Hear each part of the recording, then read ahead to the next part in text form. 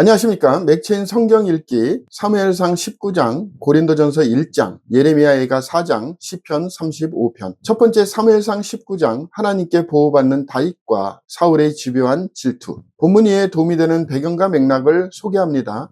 사무엘상 19장은 사울의 다윗에 대한 살해 시도와 하나님께서 다윗을 보호하시는 섭리를 중심으로 전개됩니다. 사울은 요나단에게 다윗을 죽이라고 명령하지만 요나단은 오히려 다윗을 변호하며 사울을 설득합니다. 그러나 다시금 사울은 악한 영에 사로잡혀 다윗을 창으로 죽이려 하고 다윗은 미갈의 도움을 받아 도망칩니다. 이후 다윗은 라마의 라옅에서 사무엘과 함께하며 피신하고 사울이 보낸 자들과 사울 자신까지도 예언하는 상태가 되는 장면은 하나님의 초자연적인 보호와 사울의 무력함을 강조합니다. 이 장은 인간의 질투와 폭력 속에서도 하나님의 보호가 어떻게 역사하는지를 보여주는 서사입니다.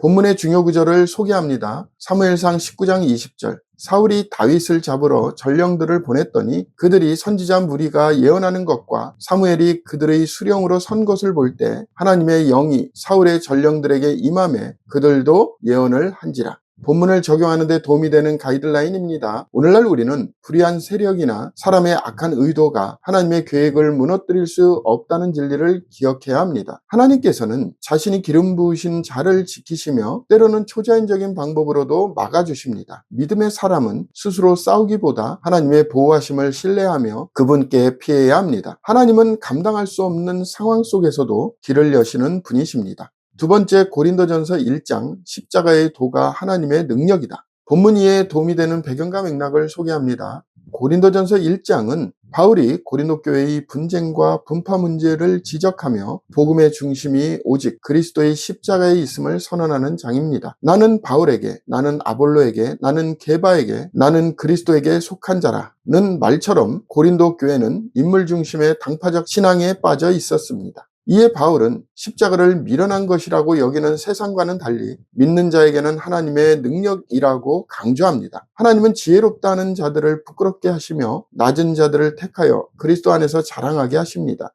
이 장은 인간 중심의 신앙을 거부하고 복음의 본질로 돌아가야 함을 강하게 일깨웁니다.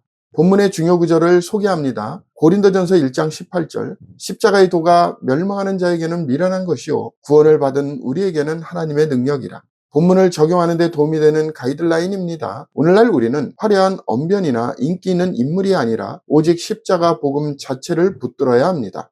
복음은 세상의 기준으로 볼 때 어리석어 보이지만 구원받은 자들에게는 생명과 능력입니다. 교회는 그리스도 중심이어야 하며 사람이 아닌 복음 안에서 하나 되어야 합니다. 참된 지혜는 십자가 앞에서 자신을 낮추는 데서 시작됩니다. 세 번째, 예레미야애가 4장, 황폐한 시온과 무너진 지도자들. 본문 이에 도움이 되는 배경과 맥락을 소개합니다. 예레미야애가 4장은 예루살렘 멸망 후에 참혹한 상황을 세밀히 묘사하며 특히 성전과 제사장의 몰락에 초점을 맞춥니다. 순금에 비할 만큼 보배로운 시온의 아들들이 어찌 그리 토기장이가 만든 질 항아리같이 여김이 되었는고라는 말씀은 이스라엘 자손들의 존귀함이 무너진 현실을 대조적으로 보여줍니다. 어린아이들이 굶어 죽고 제사장과 선지자들이 길거리에 쓰러지는 상황은 예배 공동체의 붕괴를 상징합니다. 하나님께 택함받은 자들이 이방인보다 못하게 된 현실은 죄의 결과가 얼마나 깊은 고통을 가져오는지를 드러냅니다. 이 장은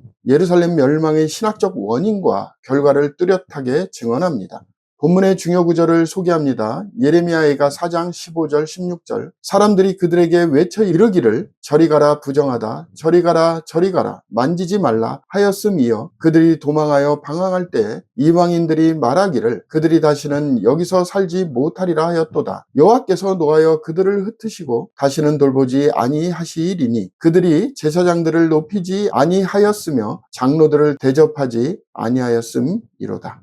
본문을 적용하는 데 도움이 되는 가이드라인입니다. 오늘날 우리는 하나님 앞에서의 거룩함과 예배의 본질을 가볍게 여겨서는 안 됩니다. 지도자들의 타락은 공동체 전체에 영향을 미치며 예배가 무너질 때 하나님의 보호도 떠날 수 있습니다. 우리는 회개와 겸손으로 다시금 거룩함을 회복해야 하며 진리에서 떠난 지도력은 반드시 하나님의 심판을 받게 됩니다. 회복은 철저한 죄의 인식에서 시작됩니다. 오늘의 마지막 본문 시편 35편 대적에게 호소하는 고난 속의 기도. 본문 이해에 도움이 되는 배경과 맥락을 소개합니다. 시편 35편은 다윗이 자신을 이유 없이 미워하고 공격하는 대적들 앞에서 하나님께 호소하며 드리는 간구의 시입니다. 나와 다투는 자와 다투시고 나와 싸우는 자와 싸우소서, 창을 빼사 등은 다윗이 하나님의 정의에 호소하며 도움을 요청하는 표현입니다. 그는 자신은 선으로 대했으나 대적들은 악으로 보답하였다고 말하며 그들의 멸망을 간절히 구합니다. 그러나 이 시의 중심에는 내 영혼이 여호와를 즐거워함이여 라는 고백처럼 하나님의 구원에 대한 신뢰가 놓여 있습니다. 개인적 억울함이 아닌 하나님의 정의를 구하는 신앙인의 호소가 담긴 시편입니다.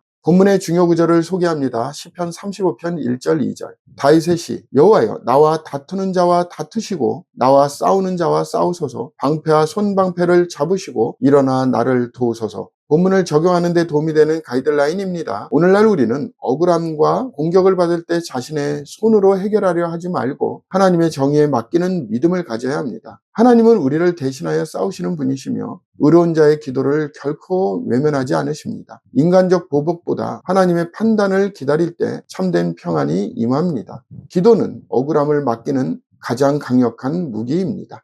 오늘 본문의 고린도전서가 시작되므로 고린도전서가 쓰여진 목적을 소개합니다. 고린도전서는 바울이 세운 고린도 교회 안에 발생한 여러 문제들, 즉 분열, 음행, 우상 제물, 성찬 오용, 은사 남용 등에 대해 복음적 해답을 제시하기 위해 쓴 목회적 서신입니다. 당시 고린도는 문화적으로 타락하고 철학적 논쟁에 활발한 도시였기에 교회 내에서도 인간 중심적 사고와 윤리적 타협이 많았습니다. 바울은 십자가의 복음을 중심으로 공동체의 정체성을 다시 세우고 성도들이 하나님 나라의 거룩한 백성답게 살아갈 것을 촉구합니다. 특히 영적 은사와 예배, 부활에 대한 교훈을 통해 성도들의 혼란을 정리하며 사랑이야말로 교회 공동체의 본질임을 강조합니다. 고린도 교회는 교회의 본질, 질서, 공동체적 사랑, 그리고 종말적 소망을 균형 있게 담고 있는 실천적이고 신학적인 편지입니다.